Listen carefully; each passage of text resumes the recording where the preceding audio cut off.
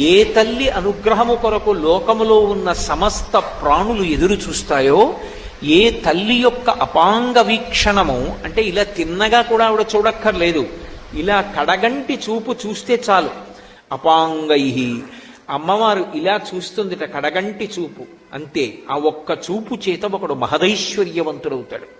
అమ్మవారికి యశస్విని అని ఒక పేరు లక్ష్మీదేవికి.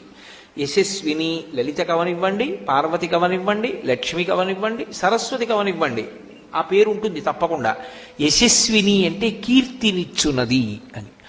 కీర్తి మనిషి జీవితంలో సంపాదించి తీరవలసినటువంటి విషయం. అందుకే భూపసభాంతరాళవన పుష్కళవాక్యతురత్వ మాజి బాహాపటు శక్తియున్ యశమునందనురక్తియు ప్రకృతి సిద్ధగుణంబులు సజ్జనాళికిన్ అంటాడు భర్తృహరి.